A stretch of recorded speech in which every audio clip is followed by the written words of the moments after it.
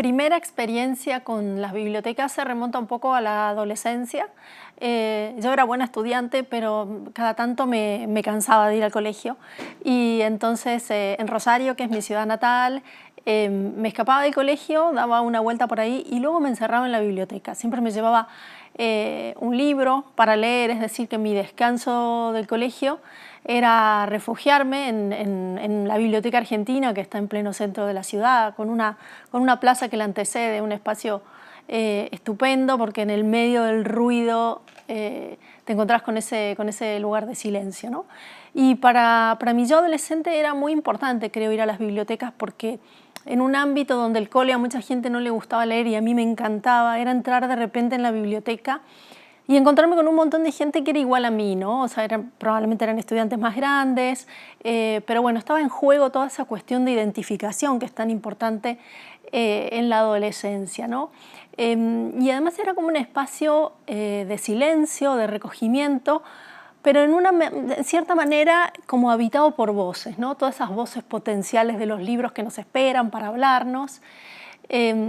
No lo pensaba entonces, sí lo pienso ahora, haciendo como rememorando o evocando esa experiencia adolescente, como que las bibliotecas son un espacio democrático, ¿no? Yo no tenía, como adolescente no tenía dinero o tenía poquísimo dinero, podía entrar ahí, nadie me preguntaba qué estaba haciendo.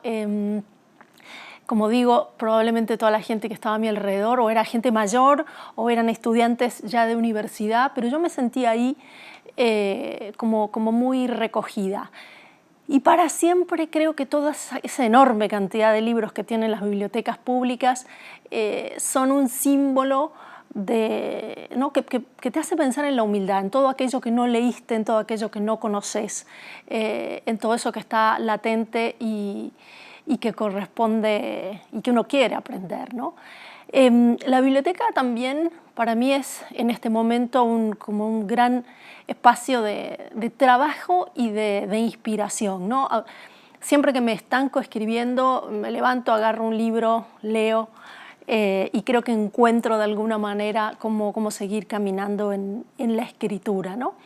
Creo que un poco con todo esto en mente es que en mi último libro, que es Hubo un jardín, hay un cuento que se llama El invernadero de Eiffel. Es una historia de crecimiento de una chica adolescente y que, sin hacer spoilers, termina con su tía abuela dejándole en herencia un dinero que le va a permitir a esta chica cumplir un sueño, pero también la enorme biblioteca que tiene la tía abuela, ¿no? No lo había pensado hasta ahora, que tuve que reflexionar sobre las bibliotecas, como cuánto esta cuestión física de que te entreguen un libro o varios libros, como esta biblioteca, influye en tu crecimiento.